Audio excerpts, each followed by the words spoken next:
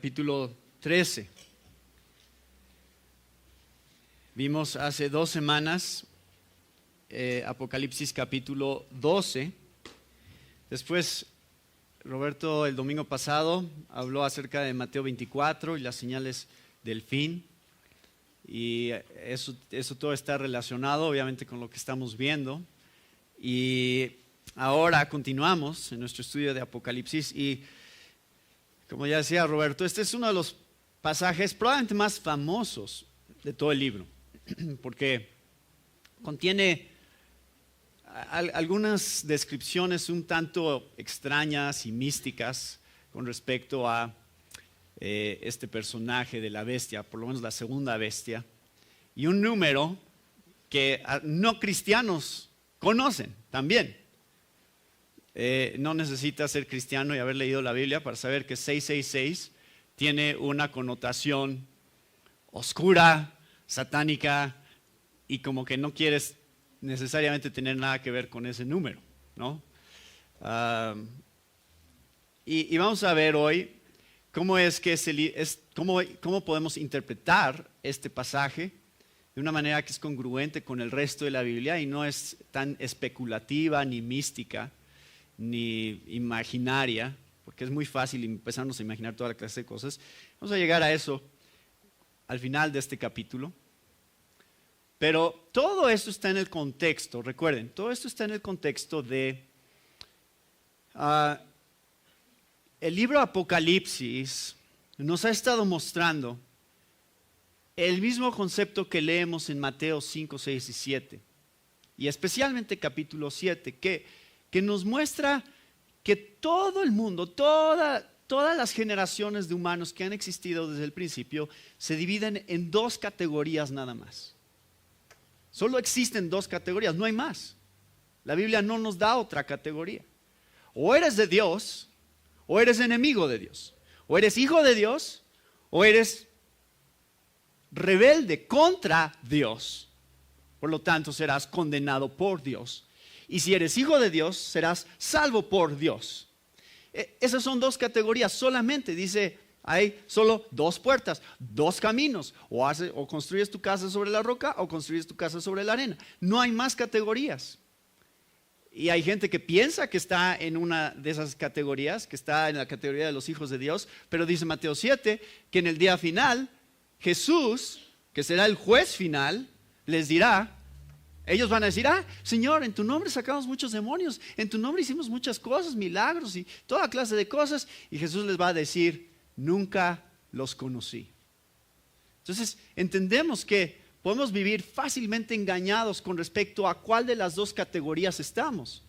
Por eso es que tenemos que poner atención de cerca a la palabra de Dios para entender qué nos está diciendo sobre estas características. ¿Cómo sabemos si estamos acá o acá? ¿Cómo sabemos si somos hijos de Dios? ¿Cómo sabemos si somos enemigos de Dios?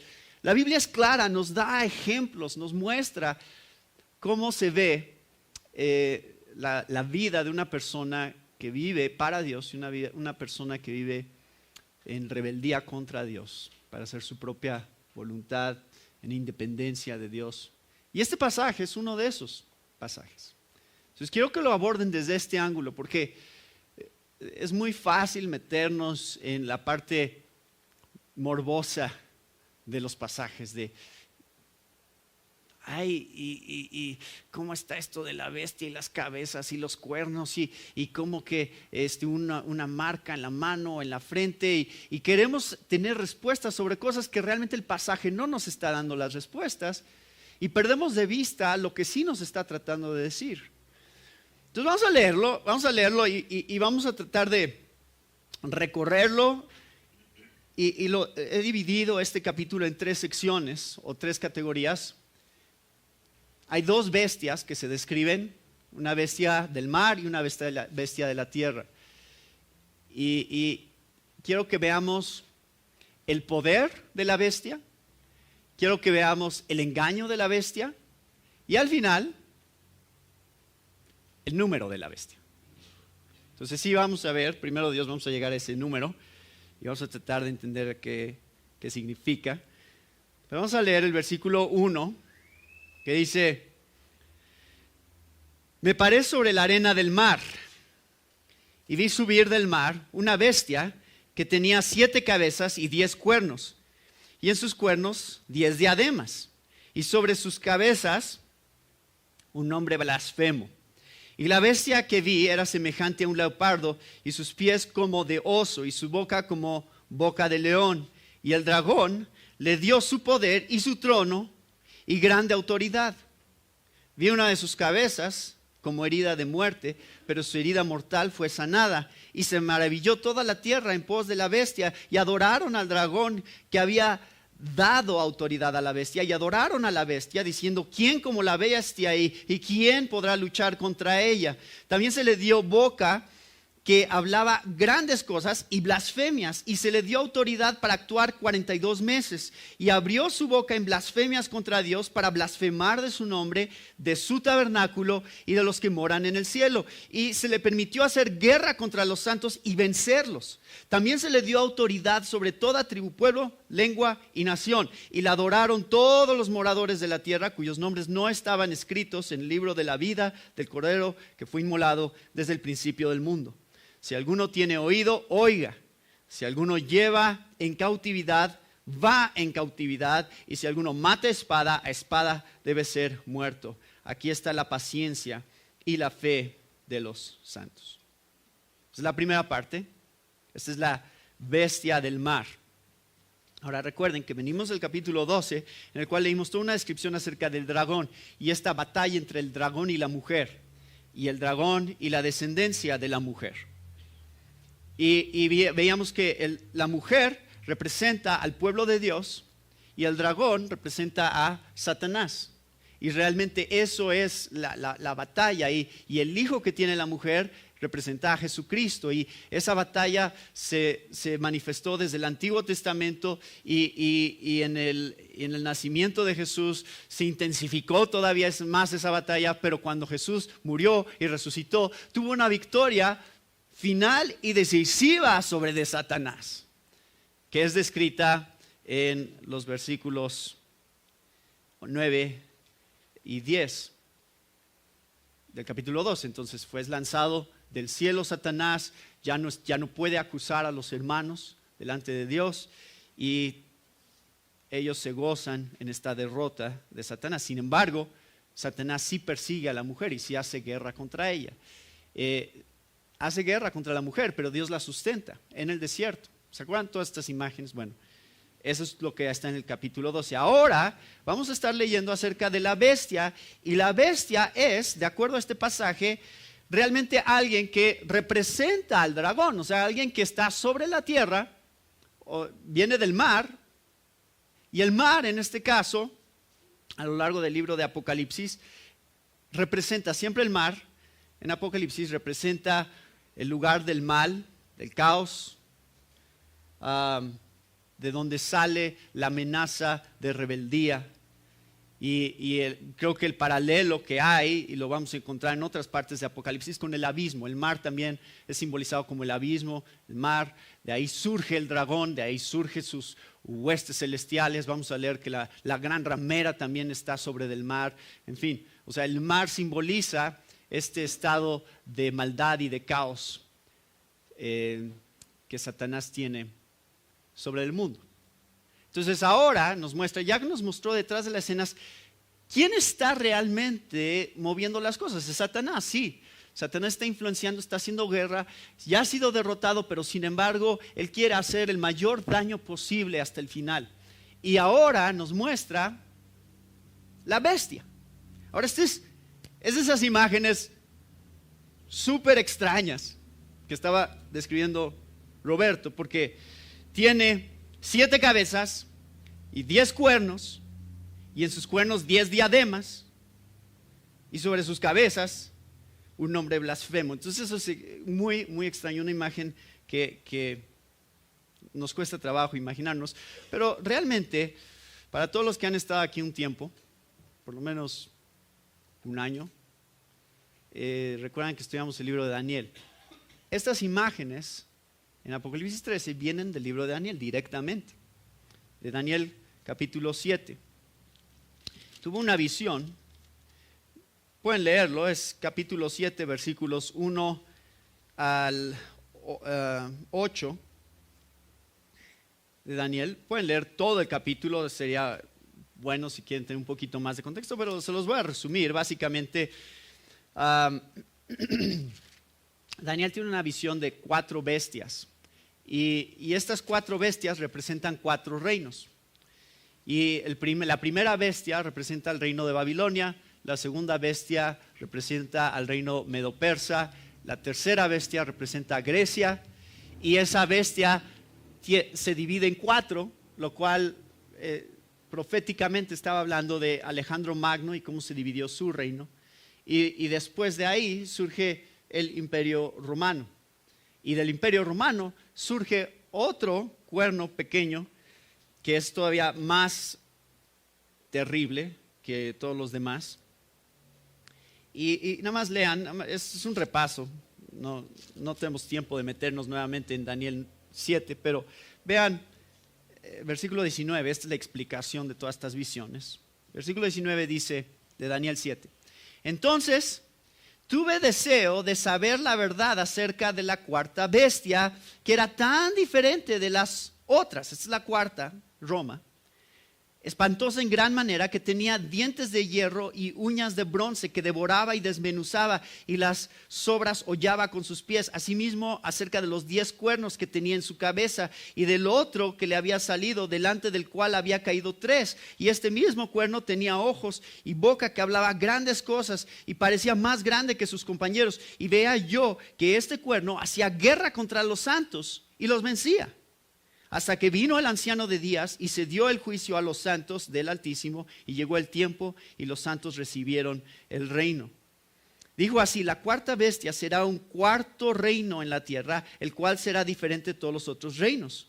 Y a toda la tierra devorará, trillará y despedazará. Y los 10 cuernos significan que de aquel reino se levantarán 10 reyes. Y tras ellos se levantará otro, el cual será diferente de los primeros.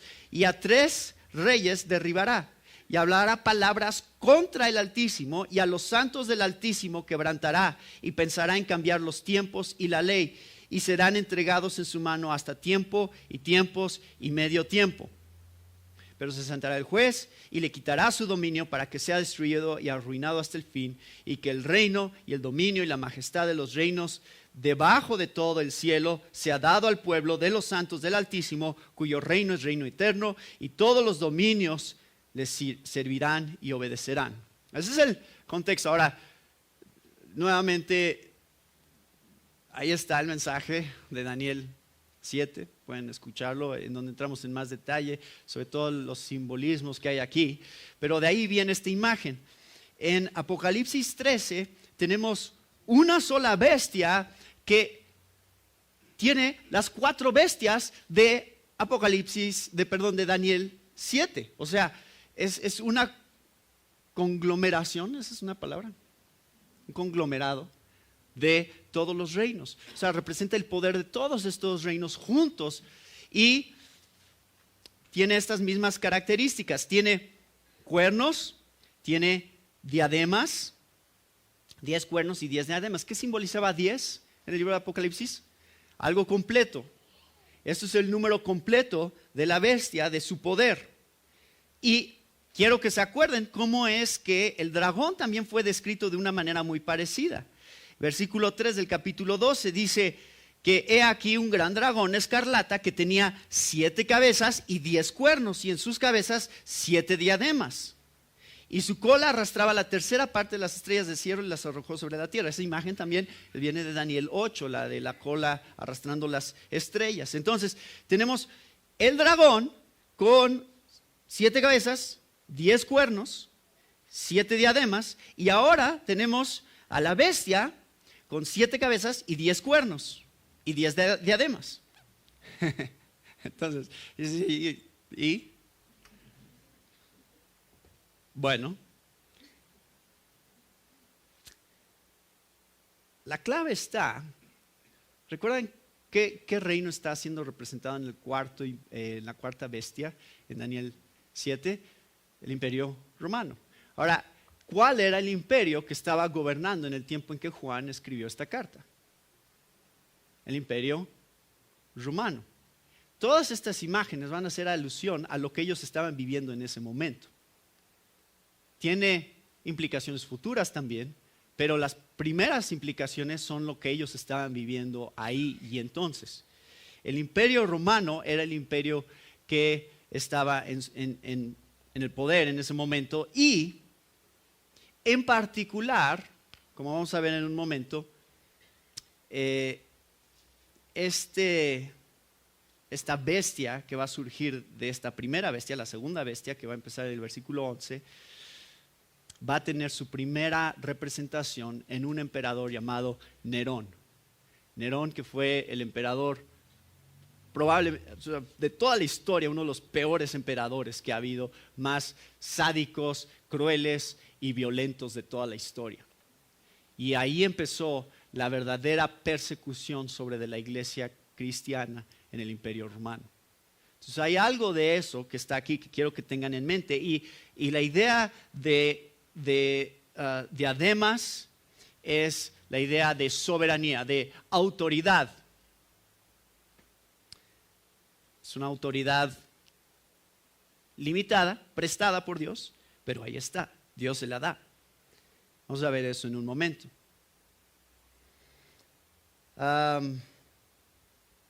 El dragón es el que le da el poder, ¿lo ven? Le da el poder y su trono y grande autoridad. Ahora, quiero que vean cuál es la descripción que nos da este pasaje sobre el poder de la bestia. ¿Qué es lo que describe aquí? Vi una de sus cabezas como herida de muerte, pero su herida mortal fue sanada y se maravilló toda la tierra en pos de la bestia. Ahora, esto también nuevamente es muy interesante. La mayoría ven aquí una alusión a lo que sucedió de hecho con Nerón. Nerón en el año 68, después de Cristo, se suicidó. Estaba loco, realmente estaba loco. Se suicidó, pero nadie vio su cuerpo y todos pensaban que nada más era un rumor eso de que se había muerto y tenían la idea de que iba a regresar. Decían, no, a mí se me hace que Nerón va a regresar y nada más anda escondido por ahí. Y llegó el punto en el que estaba tan loco que el mismo Senado romano se opuso a su emperador, a Nerón. Y es cuando se suicidó. Y entonces tenían la idea de que iba a regresar, iba a volver a tomar el imperio romano y que iba a ser como un regreso de Nerón. Entonces muchos piensan que aquí está esta alusión de cómo tiene una herida de muerte, pero su herida mortal fue sanada, es esta idea de que aunque Nerón había cometido suicidio, iba a regresar. Sin embargo, eso no pasó, de hecho sí se murió. Nerón sí se murió, sí se suicidó. Pero lo que sí sucedió, y esto es interesante, es que la manera en que el poder de Roma cambió en este punto fue cuando Nerón se suicidó. Esto fue un punto de crisis para el imperio romano y empezó a haber muchas divisiones y muchos problemas dentro del imperio. Pero más adelante, un general romano llamado Vespacio tuvo dos hijos, Tito y Domiciano, y entonces regresaron y volvieron a restaurar el imperio romano. Entonces muchos piensan que todas estas imágenes usan una alusión a lo que sucedió de hecho con el imperio romano, en donde Vespacio y Tito sí regresaron a restaurar el imperio después de que el principal murió por suicidio, y esa es la herida mortal a la que se refiere este pasaje. Ahora, creo que hay dos aspectos aquí, no nada más la herida mortal, no creo que nada más se refiere a un aspecto político, sino también a un aspecto espiritual. ¿Cómo lo sé? Bueno, más adelante se vuelve a mencionar la herida mortal del dragón y se menciona que en el versículo 14 la herida que él tiene es una herida de espada. Y lo que es interesante es que esta herida de espada es, si pensamos en la imagen de la espada, el único que lleva una espada en el libro de Apocalipsis es ¿quién? Jesús. Entonces, el que, si lo queremos ver en el contexto de Apocalipsis, el que le inflige la herida es Jesús. ¿Y cómo podría infligir una herida Cristo sobre el poder y la autoridad de la bestia? De la misma manera que vimos en el capítulo 12, a través de su muerte y su resurrección. Una herida en la cabeza, nuevamente, Génesis 3:15, tú lo herirás en el calcañar y él te herirá en la cabeza. Es una imagen de la victoria espiritual que Dios tiene sobre de la bestia. Y que a pesar de que existe esa victoria espiritual sobre la bestia, que es final y absoluta, en realidad, Cristo ya venció a Satanás en la cruz y en su resurrección ya ha sido derrotado. Pero el hecho de que todavía se le esté dando libertad, imagínense a los lectores de esta carta, o sea, pensando, bueno, dices que Satanás está siendo derrotado, que ha sido arrojado del cielo, pero nosotros vemos que nos persiguen y que nos acosan y que hay tribulación para nosotros los cristianos. Entonces, en la percepción de los cristianos viviendo en este contexto, para ellos parece como si esta herida mortal ha sido sanada, en el sentido de que Satanás sigue teniendo un grado de libertad, aunque ha sido derrotado. ¿Es una herida mortal? Sí, lo cual significa ya está derrotado final y decisivamente. Sin embargo, esta libertad y este tiempo que Dios le está dejando seguir persiguiendo a la iglesia y atribulando a la iglesia, es como si esa herida fuera sanada. Creo que si lo vemos en el contexto de Apocalipsis, eso es lo que está sucediendo aquí. Está siendo representativo de lo que ha sucedido en toda la historia de la iglesia, desde el principio hasta ahora. Por eso muchos dicen, ¿Satanás vencido? Yo lo veo como que está muy bien y activo. O sea, hay una paradoja aquí. Sí ha sido derrotado, sí ha sufrido una herida mortal a través de su representante aquí, la bestia. Sin embargo, sigue teniendo cierta libertad y autoridad sobre la tierra. Influencia. Adoraron al dragón que había dado autoridad a la bestia. Y adoraron a la bestia diciendo, ¿quién como la bestia y quién podrá luchar contra ella?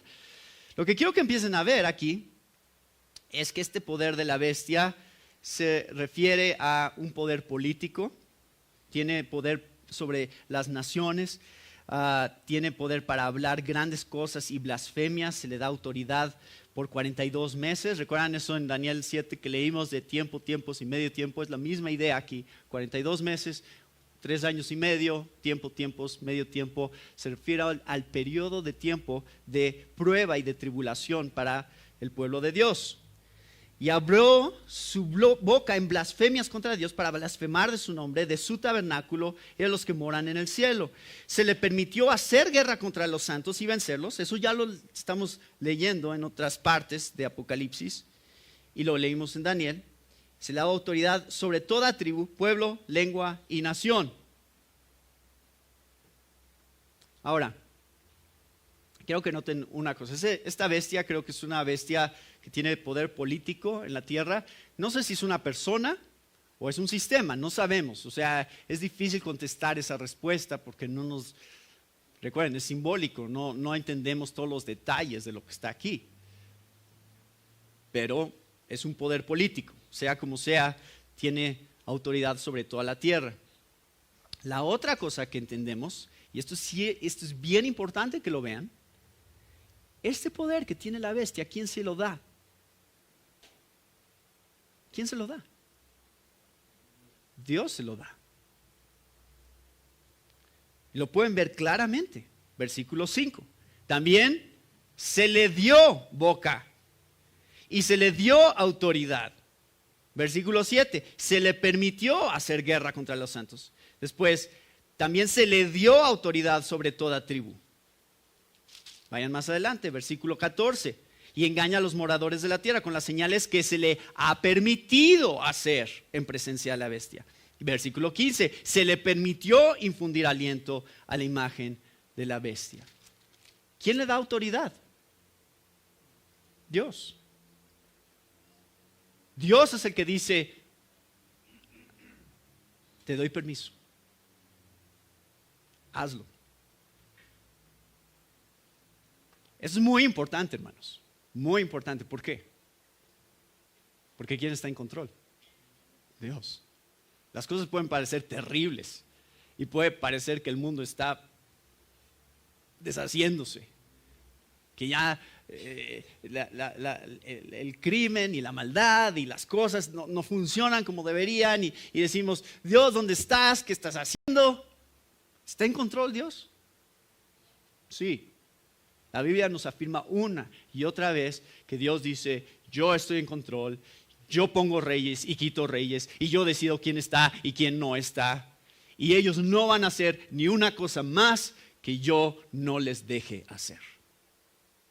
Entonces Dios tiene un propósito para permitir que esta bestia política surja en el panorama mundial. Y esto siempre ha existido, hermanos. O sea, sí tiene un cumplimiento final, creo que se va a intensificar hacia el final, pero esto no es nuevo. ¿Ha existido un sistema político que se opone al cristianismo y a Dios en la historia? Sí. 2000 años tenemos viendo esto.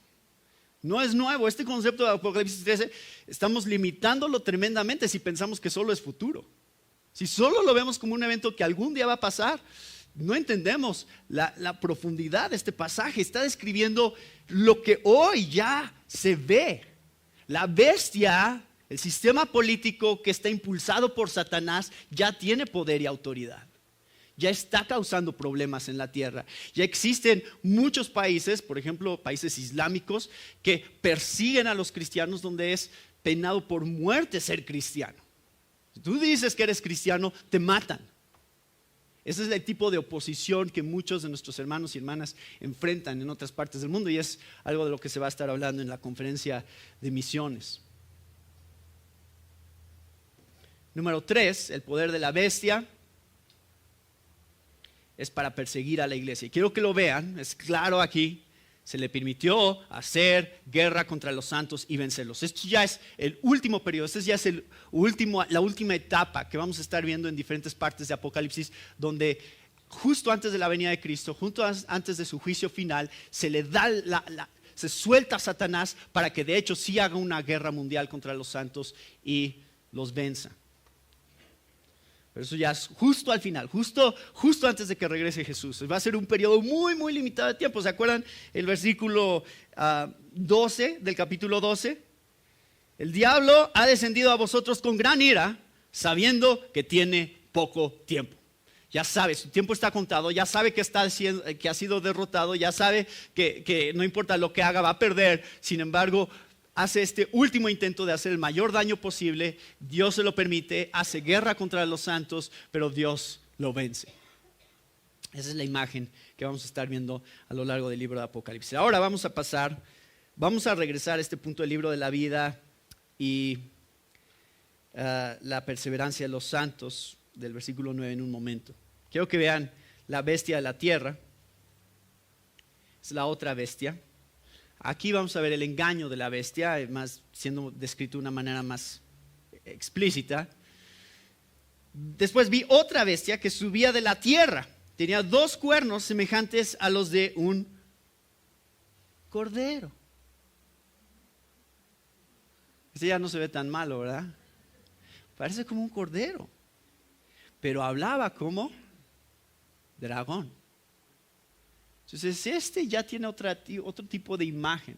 La bestia del mar es una bestia temible, es una bestia que ataca, que viene con todo, es súper agresiva. Pero la bestia de la tierra es una bestia que aparece de una manera mucho más sutil, mucho más fácil que engañe.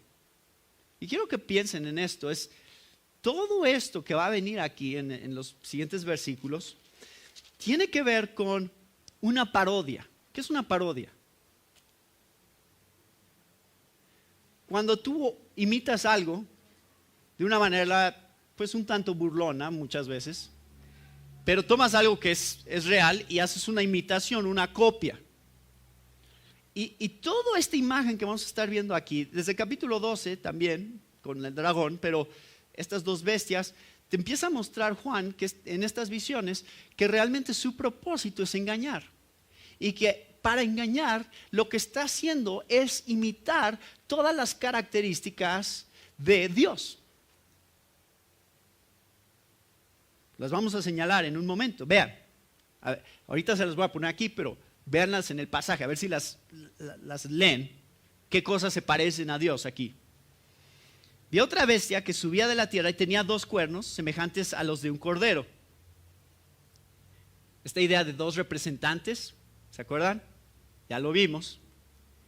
Pero hablaba como dragón. Ejerce toda autoridad de la primera bestia en presencia de ella y hace que la tierra y los moradores de ella adoren a la primera bestia cuya herida mortal fue sanada. También hace grandes señales, de tal manera que aún hace descender fuego del cielo a la tierra delante de los hombres y engaña a los moradores de la tierra con las señales que se le ha permitido hacer en presencia de la bestia, mandando a los moradores de la tierra que le hagan imagen a la bestia que tiene la herida de espada y vivió. Y se le permitió infundir aliento a la imagen de la bestia para que la imagen hablase e hiciese matar a todo el que no la adorase. Y hacía que a todos, pequeños y grandes, ricos y pobres, libres y esclavos, se le pusiese una marca en la mano derecha o en la frente, y que ninguno pudiese comprar ni vender, sino que tuviese la marca o el nombre de la bestia, o el número de su nombre. Aquí hay sabiduría. El que tiene entendimiento cuenta el número de la bestia, pues es número de hombre, y su número es 666. Entonces aquí está ya esta imagen completa de la segunda bestia. Pero yo nada más voy a señalar brevemente, no me quiero ir rápido aquí porque hay tantas cosas que decir, pero quiero brevemente señalarles.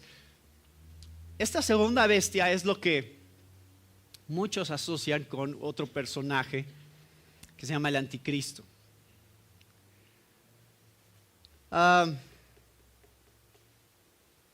Ahora, a lo mejor algunos de ustedes no saben esto, pero el anticristo o la palabra anticristo no aparece en el libro de Apocalipsis. Nunca se menciona al anticristo en Apocalipsis. El anticristo surge de otras partes del Nuevo Testamento. Entonces, la razón por la que se considera que la bestia es el anticristo es por asociación, porque las descripciones son muy parecidas. Por ejemplo, 1 de Juan 2:18. Y quiero que piensen esto y quiero que vean por qué es que yo hago tanto énfasis en que estos eventos no solo son eventos futuros, sino eventos pasados y presentes. Porque así es como Juan habla en relación al anticristo también. Juan dice: hijitos, es la última hora, y así como oísteis que el anticristo viene, sí viene un anticristo, también ahora han surgido muchos anticristos. Por eso sabemos que es la última hora. O sea, ¿cuándo empezaron los últimos tiempos para Juan? Él ya estaba en los últimos tiempos. Ya empezaron, ya sabemos por qué, porque hay muchos anticristos. Y esa ha sido la característica a lo largo de 2000 años. Han habido muchos anticristos. ¿Que va a haber uno final? Probablemente, sí.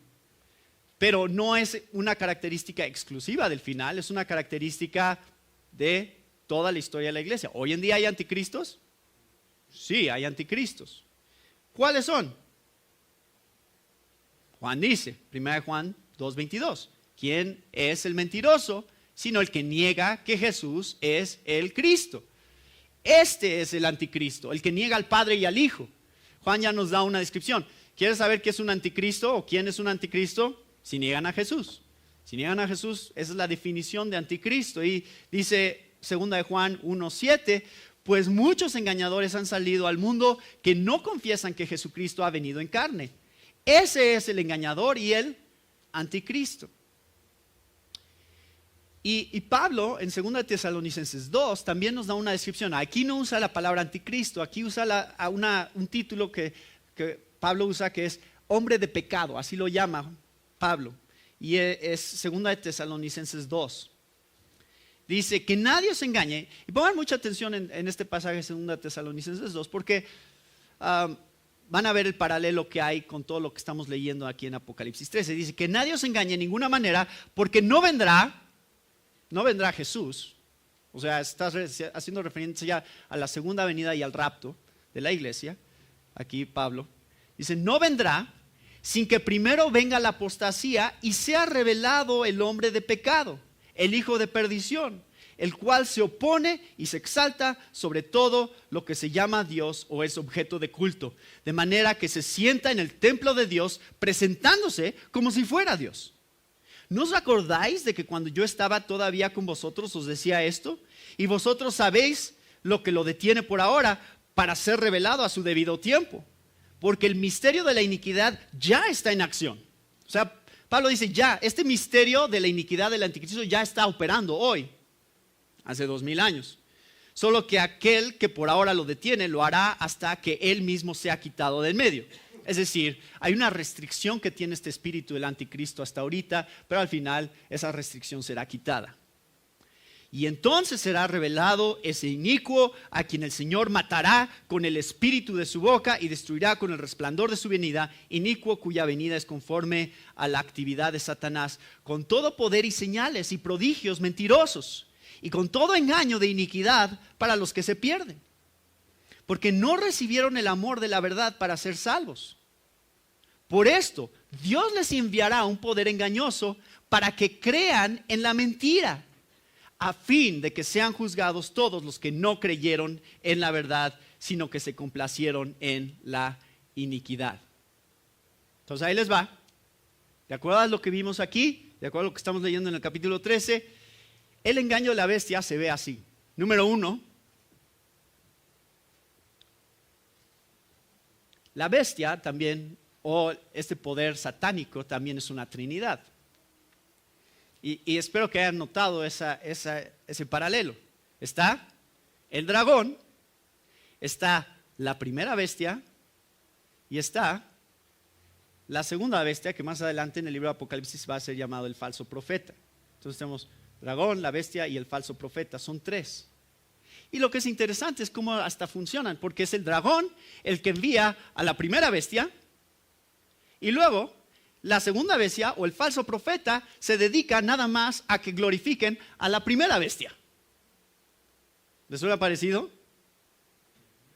El Padre enviando al Hijo y el Hijo dándonos al Espíritu Santo, cuya labor es glorificar al Hijo. Es la misma estructura dentro de cómo funcionan entre ellos. Es la misma estructura que vemos mostrada en cómo funciona la Trinidad de Dios Padre, Hijo y Espíritu Santo. Entonces es una imitación. Y quiero que piensen por qué esto es la estrategia de Satanás. ¿Alguna vez han visto un billete falso? Casi no hay en México, pero ¿qué hace un buen billete falso? O sea, ¿qué características tiene un buen billete falso? O sea, se parece mucho al original, ¿no es cierto?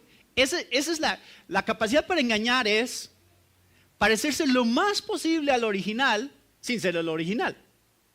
Y con ciertas características que cambien completamente. Entonces, ¿cuánto vale un billete falso? De 500 pesos. Ay, no, nada más vale 400 porque es falso.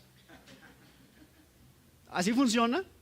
No vale nada, absolutamente. Con una sola cosa que lo constituya como un billete falso ya no tiene ningún valor.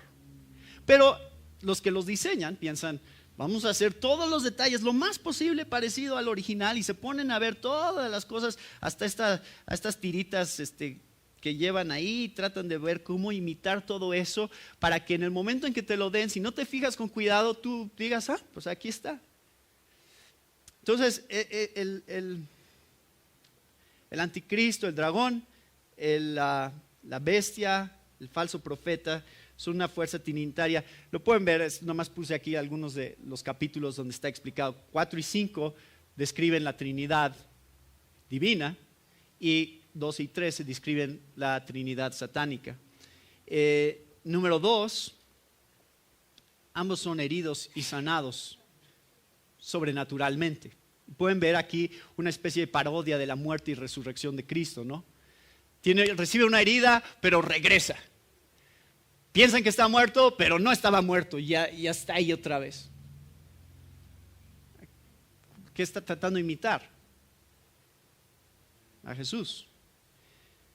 Esa es la misma característica. Y son las mismas palabras que se usan, lo de herida, de muerte, herida mortal, son las palabras que se usan en el capítulo 5. O sea, exactamente es la misma descripción. Juan quiere que veamos el paralelo.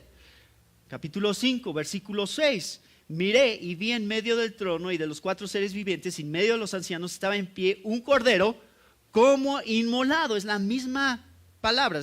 Aquí se traduce diferente, pero en el griego es la misma palabra que tenemos en el capítulo 13. Entonces, encuentran ese paralelo. Número 3. Aquí hay un detalle muy importante. Vamos a llegar a eso en un momento.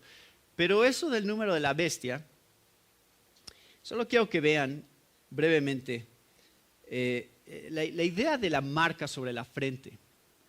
Realmente no es una marca literal, como que vamos a ser marcados en la frente. Es simbólico de posesión, es simbólico de lealtad, es simbólico de a quién le perteneces. Y quiero que lo vean desde el libro de Deuteronomio.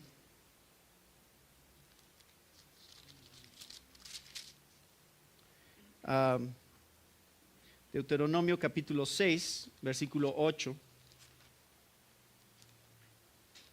Existe esta idea.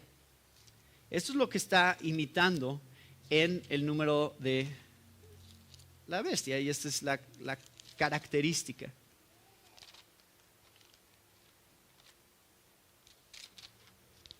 No apunté el versículo aquí. Deuteronomio 6:8. Dice, esto es para los judíos.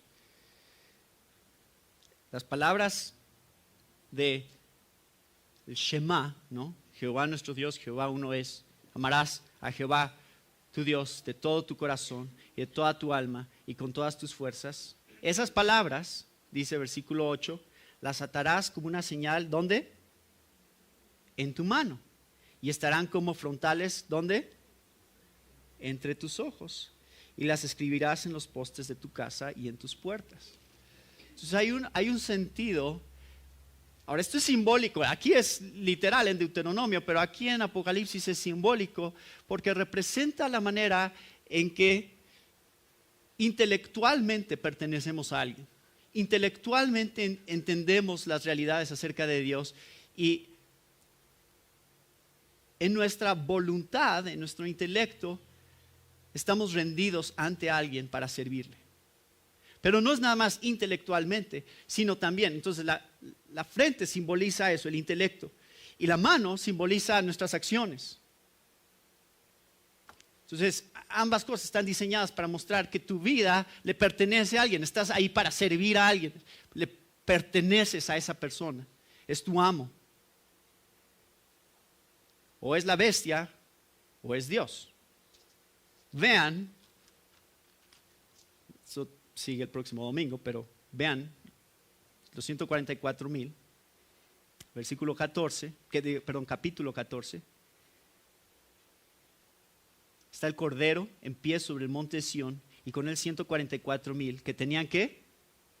El nombre de él y de su padre escrito en la frente. Entonces, eso está diseñado para contrastar con el número de la bestia en la frente de los que lo siguen a él. Entonces, ambos tienen seguidores con sus nombres en la frente. La otra cosa que quiero señalar aquí es que dice que ¿quién adora a la primera bestia? Todos los moradores de la tierra, así se describe a los incrédulos en Apocalipsis, todos los moradores de la tierra, cuyos nombres no estaban escritos en el libro de la vida del Cordero que fue inmolado desde el principio del mundo. Entonces hay una categorización aquí que está en base a ¿qué? A un libro. Y este libro aparece en varias partes de Apocalipsis y al final, el capítulo 20, aparece como libros. Los impíos están en libros y este es un libro y en ese libro existen los nombres. Pero la manera en que está estructurado en griego se debate cómo debería de estar armada esta oración. Así como lo tienen en Reina Valera, dice en el libro de la vida del Cordero que fue inmolado desde el principio del mundo, pero también se podría traducir en el libro de la vida del Cordero desde el principio del mundo, donde están los que no están escritos en el libro del Cordero desde el principio del mundo. Libro del Cordero que fue inmolado. Entonces, desde el principio del mundo podría estar modificando al Cordero que fue inmolado o el libro. Cualquiera de los dos podría ser traducción. ¿Cuál es la correcta? ¿Qué es desde la fundación del mundo? ¿El Cordero fue inmolado en la fundación del mundo o nosotros estábamos en un libro desde la fundación del mundo? O desde antes de la fundación del mundo. ¿Cuál de esos dos es cierto? Ambos son ciertos. Entonces traduzcanlo como quieran, porque las dos son ciertas. El Cordero fue inmolado desde la fundación del mundo, porque en el plan de Dios el sacrificio de Jesús ya era una realidad desde antes de que creara este mundo. Y eso lo pueden leer si quieren ver más sobre eso. Pueden leer en 1 Pedro 1, 18 al 20 habla sobre ese concepto. El Cordero fue inmolado desde la fundación del mundo. En el plan eterno de Dios ya era una realidad. Pero también pueden leer cómo nosotros hemos sido inscritos en el libro de la vida desde antes de la fundación del mundo, en pasajes como Efesios 1, 4 y 5. Entonces, ambos son ciertos, pero ambos señalan que Dios está en control y que Dios tiene la iniciativa y que Dios hace lo que Él quiere hacer y que los que son escogidos son porque Dios los puso ahí desde antes que creara el mundo. Dios ya escribió tu nombre en un libro y dijo, estos son los míos. Esa es la realidad del consuelo de este pasaje. ¿Por qué estamos en este libro? Es el libro de la vida. ¿Y por qué es vida? Porque el Cordero fue inmolado. Por eso tenemos vida y por eso estamos en ese libro. Esas son todas las conexiones que existen dentro de este versículo acerca de la realidad de nuestra predestinación en el plan eterno de Dios. Hemos sido predestinados para vida eterna. Y la realidad del sacrificio de Jesús no fue el plan B de Dios. No es que Dios dijo, ay, híjole, ya pecaron. ¿Y ahora qué? ¿Cómo soluciono este dilema? Este problema está... pues mi hijo, eso podría ser una opción. O sea, no funcionó así. En el plan de Dios, Él desde la eternidad pasada ya tenía un plan. Nada sorprendió a Dios. Dios no se sorprendió que Adán y Eva pecaran, Él ya sabía que iban a pecar. Él ya había planeado la redención del mundo desde antes de que creara el mundo.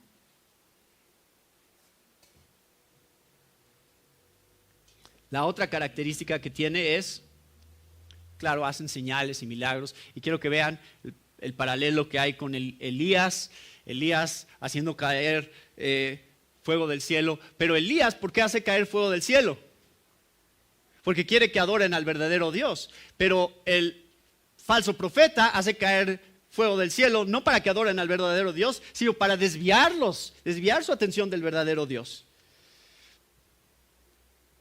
¿Y se acuerdan de los magos de Faraón? Cuando llega Moisés con su vara y la convierte en una serpiente delante de Faraón. ¿Y se acuerdan qué dijeron los magos? Nosotros también podemos hacer eso. Y ellos también hacen que las varas se hagan como serpientes. ¿Y qué pasa? La serpiente de Moisés se come a las otras. Pero ahí ven ese principio de Satanás. ¿Qué hace a Satanás? Imitar. ¿Tiene poder? Sí tiene poder. Pero todo lo que está haciendo es una imitación de lo que Dios hace. Y eso se ve desde las plagas de Egipto. Y creo que es lo que está sucediendo aquí cuando habla de que hace que la imagen de la primera bestia hable. O sea, hay algún tipo de... está haciendo que esta imagen, o sea, la Biblia nos dice... ¿Por qué adoras esa imagen si no te ve, si no habla, si no te escucha? ¿Por qué le hablarías a un pedazo de piedra, a un pedazo de madera? Eso está en muchas partes del Antiguo Testamento. Es una reprensión contra la idolatría. Dice, ellos no te escuchan, pero ¿qué está haciendo aquí la segunda bestia? Está contradiciendo esa idea, diciendo, no, sí, mira, sí puede hablar, sí te puede escuchar. Está dándole vida a algo, está haciendo aparentar que algo que realmente no tiene poder, sí parezca que lo tiene. Sí parezca digno de tu adoración. Algo sobrenatural está pasando ahí. Entonces se impresiona a la gente. No entendemos cómo va a pasar eso. No sabemos cómo se ve todo lo que está siendo escrito aquí. Pero la idea es que la segunda bestia está creando ilusiones para la gente. Está creando fantasías de cosas que no son reales para que crean en el engaño de la primera bestia. Mateo 24 describe más sobre eso también. Entonces, ¿cuál es el propósito de la segunda bestia? Es muy sencillo. ¿Cuál es su propósito? La idolatría. Pero quiero que piensen en términos más amplios. ¿Qué es la idolatría realmente? Idolatría es todo lo que nos distraiga de Dios. Todo lo que demande nuestra atención que Dios debería de tener en nuestra vida es idolatría. Entonces no piensen nada más en ídolos. Piensen en dinero, trabajo, familia, carrera, reputación. Todas esas cosas pueden ser ídolos en nuestras vidas porque son cosas que ocupan el lugar que Dios debería de tener. Y Satanás está feliz.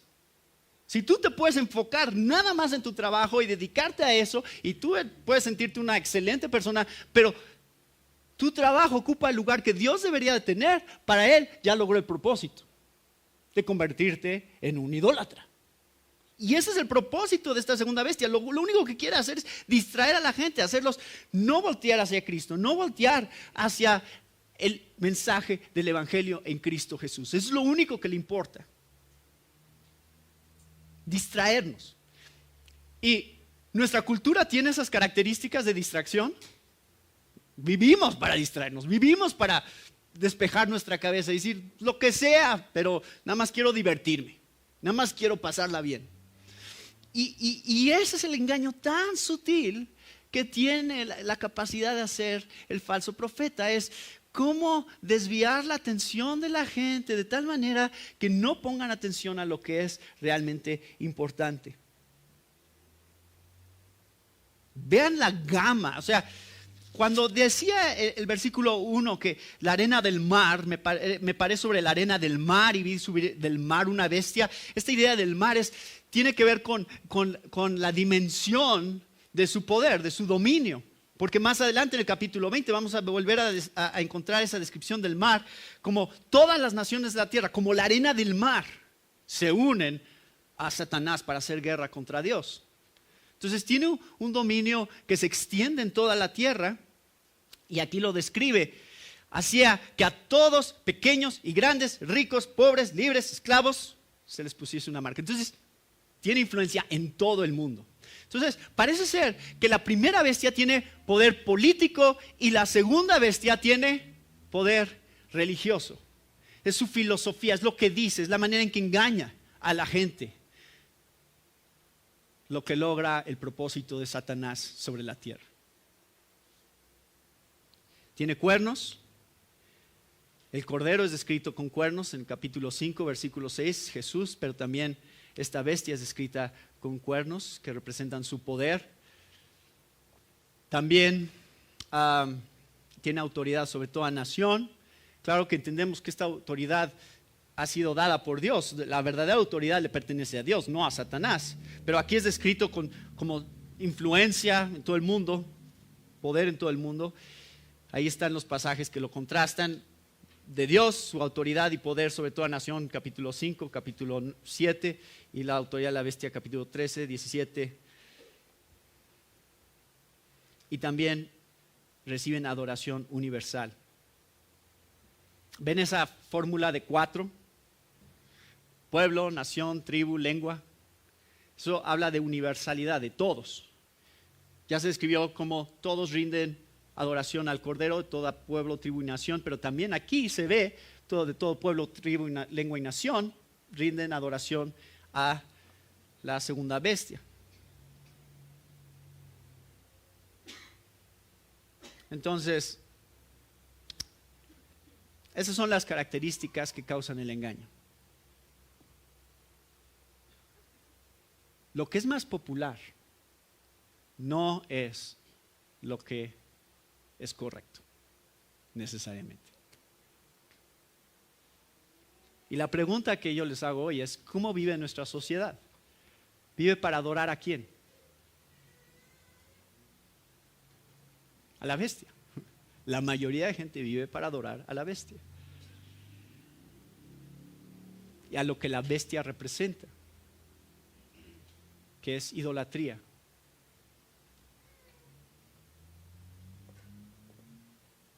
Entonces quiero terminar con este del número porque sé que todos están esperando escuchar eso.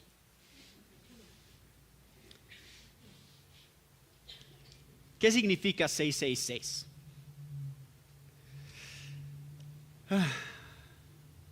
Bueno, se me olvida este punto. Ambos, tanto Jesucristo como la bestia, tienen una manifestación final. Claro, uno es para victoria y juicio y triunfo y reinado sobre la tierra, y la bestia, el falso profeta y el dragón tienen una manifestación final, pero para ser derrotados. Entonces terminan en diferentes puntos, pero sí hay un punto final en el que son manifestados. Estaba leyendo acerca del 666 y me encanta. Si quieren divertirse un rato, métanse, pongan 666 ahí en su buscador y pueden leer toda clase de cosas. Había todo, en los 80s había una especulación sobre quién era el anticristo, porque entró como presidente de Estados Unidos un presidente que se llamaba Ronald Wilson Reagan. Ya muchos de ustedes ya no se saben ni quién era, pero era un actor que se convirtió en presidente. Y alguien dijo muy astutamente, Ronald tiene 6 letras, Wilson tiene 6 letras y Reagan tiene 6 letras. Ahí está, 666. No solo eso, sino que cuando se jubiló, su dirección era 666, la avenida.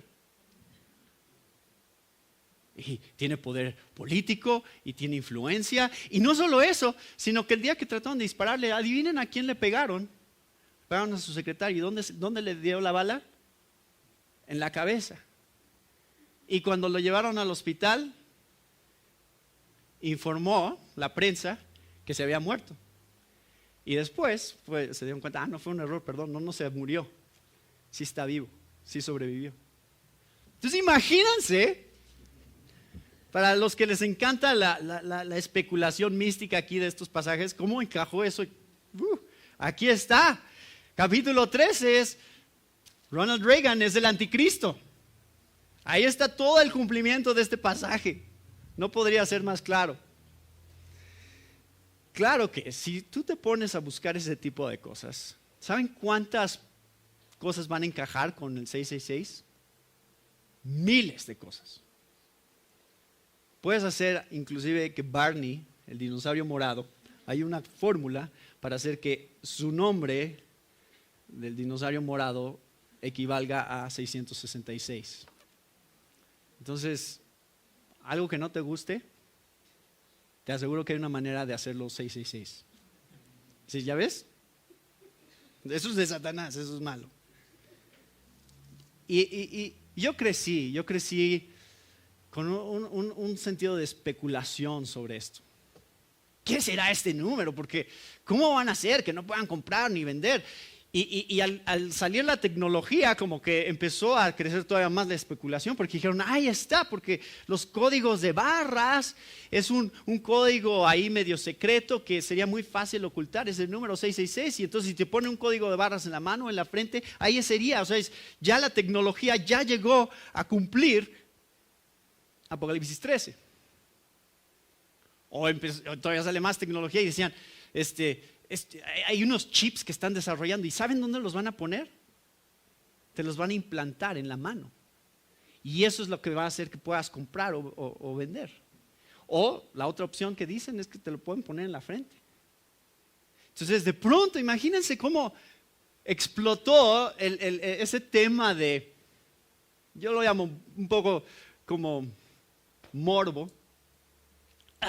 Ya encontramos cómo se cumple Apocalipsis 3. Pero recuerden, ¿a quién fue escrito este libro? ¿A quién fue escrito el libro de Apocalipsis? A 7 iglesias que existían ¿cuándo? El primer siglo. La pregunta primera de hermenéutica que tenemos que hacer es, ¿cómo habría entendido la audiencia original lo que estaban leyendo? ¿Era para ellos? Sí era para ellos. ¿Y cómo lo habrían entendido ellos? ¿Estaban sufriendo ellos discriminación? Sí.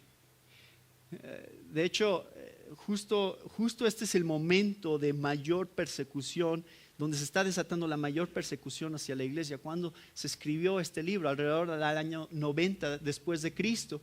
Y quiero que vean, hay algunas pistas aquí acerca de todo esto. Ya vieron cómo hay algunos paralelos con Nerón, y a lo mejor los lectores originales habrían pensado en Nerón cuando se estaba hablando de la bestia y de todos estos características que describe. Pero esto del nombre blasfemo que tiene la bestia sobre sus cabezas, un nombre blasfemo. Recuerden que César, para los cristianos, ese era el nombre blasfemo, el nombre del César, porque era el nombre que era usado para amenazar a los cristianos. Y decían, tú puedes adorar al Dios que tú quieras, siempre y cuando, porque el Imperio Romano tenía una diversidad de religiones y de culturas y todo. Entonces lo que querían ellos hacer era unificar el reino. Y la mejor manera de unificar el reino era decirles, tengan la religión que quieran, pero tienen que todos adorar al César. Entonces tenían a sus sacerdotes, tenían a sus promotores dentro de las diferentes provincias del Imperio Romano para promover el culto al César. Y entonces lo que era tan amenazante para los cristianos y para su economía era que si tú no participabas en estas cosas y tú pertenecías a ciertos sindicatos y ciertos gremios de acuerdo a tu profesión, entonces si eras carpintero, por ejemplo, pertenecías a un gremio de carpinteros, y si tú no participabas en sus fiestas paganas, entonces se iba a ver grandemente afectado tu capacidad de poder ejercer tu profesión. Entonces ese es el tipo de presión que tenían los cristianos que están leyendo esta carta. Entonces imagínense cómo ellos se habrían sentido cuando leen que esta bestia los marca en la mano derecha o en la frente para que no puedan comprar ni vender si no tienen el número de la bestia en sus frentes o en sus manos. Pero ellos se habían dicho, claro, si tú le perteneces a la bestia, entonces tienes el favor de este imperio. Y si tú no le perteneces a la bestia, si tú le perteneces a Dios y te rehusas a servir a la bestia, entonces vas a ser discriminado. Y eso ha existido en toda la historia de la iglesia, hermanos. O sea, nosotros a lo mejor en menor grado lo hemos experimentado aquí en México, pero en todo el mundo se experimenta discriminación hacia los cristianos por su fe. Y muchas veces tiene repercusiones económicas.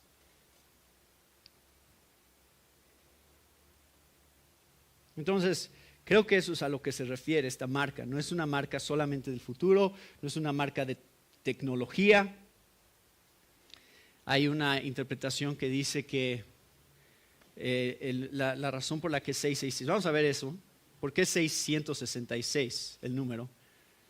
Hay algunos que dicen es 666 porque existía en el tiempo antiguo una cosa que se llamaba gematría. Y gematría simplemente era el asignarle un valor numérico a cada letra del alfabeto. Entonces, si tú, o sea, yo me llamo Natán, entonces la N, ¿qué valor numérico tiene? Tiene un valor numérico. A tiene un valor numérico. Entonces al final sumabas todos esos números y al final te daba un número y ese era tu número. Entonces muchos que interpretan este pasaje dicen que si tú haces una transliteración del griego al hebreo de César Nerón, equivale, adivinen qué, 666. Entonces, para muchos eso soluciona este enigma del 666. ¿Por qué este número? Porque en la geometría el nombre César Nerón, transliterado del griego al hebreo, equivale a 666. Sin embargo, yo no creo que esa es la respuesta. Creo que es más profundo que eso. Creo que no se limita a Nerón. Creo que hay algo más aquí. Recuerden que los números tienen simbolismo más profundo. Y Juan no está haciendo un acertijo aquí. Juan no está diciendo, a ver si pueden adivinar de quién estoy hablando.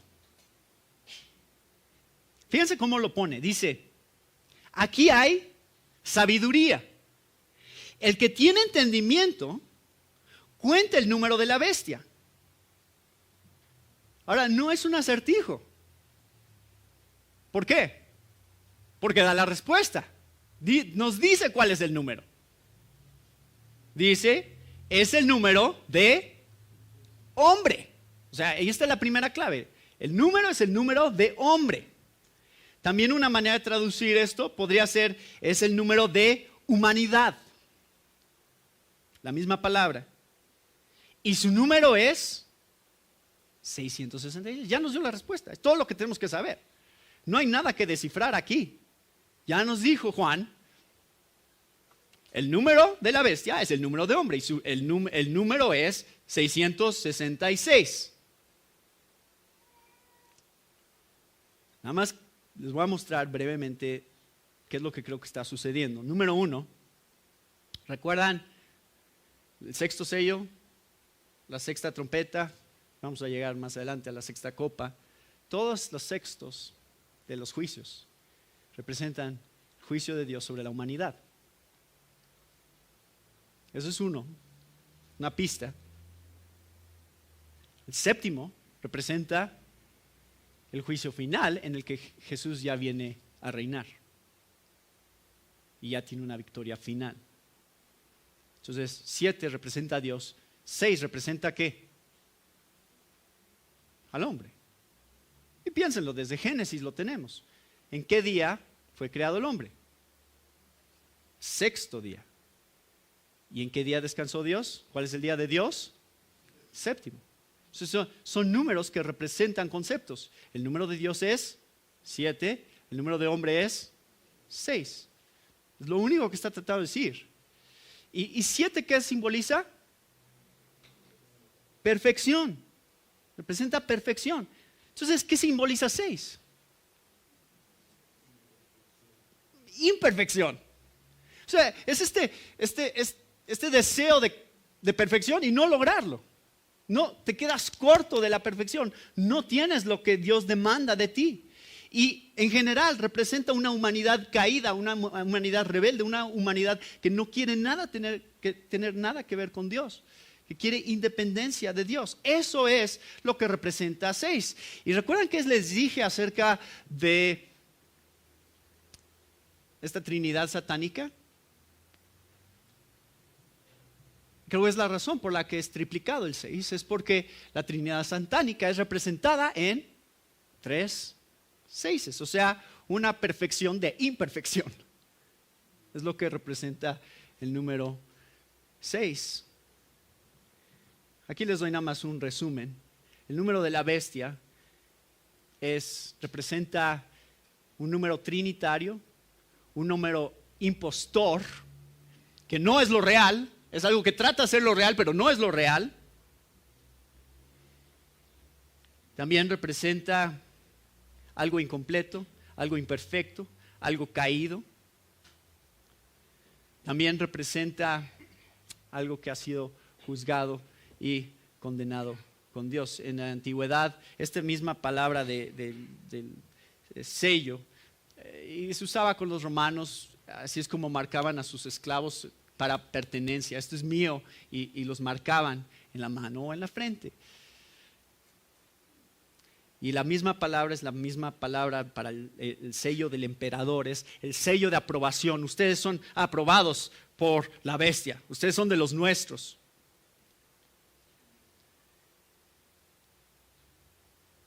Representa toda la influencia, todo el poder del humanismo. O sea, 666 es hombre, hombre, hombre. Es el más alto nivel de humanismo que puede existir, donde el hombre es todo lo que importa. Yo soy todo lo que importa, la humanidad es todo lo que importa, Dios no me interesa. Es quedarse corto, representa lo que el hombre es capaz de crear, lo que el hombre es capaz de producir, como la Torre de Babel, como todo lo que hemos leído a lo largo de toda la narrativa bíblica que muestra la incapacidad del hombre de agradar a Dios, de lo que dice Romanos 3, no hay bueno ni aun uno, no hay quien conozca a Dios, no hay quien haga lo bueno, por cuanto todos pecaron y han sido destituidos de la gloria de Dios. Todos estamos en el mismo nivel delante de Dios. Y todo el enfoque y toda la influencia en nuestro mundo está en poner al hombre al centro. O sea, véanlo en las películas, véanlo en la literatura, véanlo en las noticias. El hombre es lo más importante para nosotros. Nosotros somos nuestros propios ídolos. Lo último que está en el radar de nuestras mentes y de nuestros negocios y de nuestro entretenimiento es Dios. Lo último. Eso está siendo representado en el número 666. La influencia de los políticos, la influencia de los músicos, la influencia de los actores, de los empresarios, todo lo que tiene que ver con poner al hombre como lo más importante.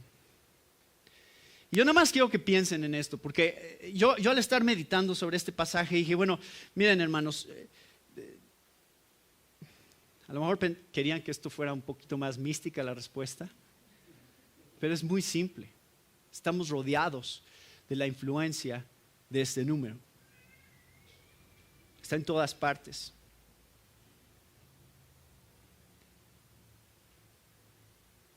Y nosotros somos grandemente tentados a formar parte. ¿No es cierto? Es tan tentador distraernos de lo que Dios quiere para nuestras vidas. Y estaba pensando en algunas preguntas que leía. Tus pensamientos y acciones. Recuerdan, la frente y la mano representan nuestros pensamientos, nuestro intelecto y nuestras acciones. Tus pensamientos y tus acciones le dicen a otros ¿a quién perteneces? O sea, eso es revelador, ¿no es cierto? O sea, lo que está en nuestra mente y lo que hacemos muestra en dónde está nuestra lealtad. ¿Quién es nuestro amo? Dios o la bestia. Dios o Satanás. Dios o el dragón. Lo que yo pienso y lo que yo hago muestra quién es mi amo. Es posible profesar que perteneces al Cordero y pensar y actuar como el dragón. ¿Hasta qué punto nos estamos conformando a este mundo? ¿Hasta qué punto consideramos lo que Pablo dice en Romanos 12, 1 y 2? No os conforméis a este siglo, sino renueven su mente. Renueven su mente para no conformarse al mundo, ser diferentes, actuar como aquel a quien le pertenecen. Entonces, 3 cosas les voy a decir acerca de lo que creo que este pasaje nos está animando a hacer. Número 1, orar por gracia para reconocer a las bestias de Satanás y su influencia en nuestro mundo actual. Oremos constantemente, Señor, ayúdame a reconocer por tu gracia la influencia de Satanás en este mundo y las cosas que no te agradan y las cosas que muestran al mundo que no estoy siendo leal a ti. Número 2, arrepintámonos en todas las maneras en que pensamos, hablamos y actuamos que surgen de un corazón egoísta y bestial. Esa es una buena descripción, ¿no? Tengo un corazón bestial que refleja las características de la bestia, que reflejan rebeldía contra Dios. Y número 3,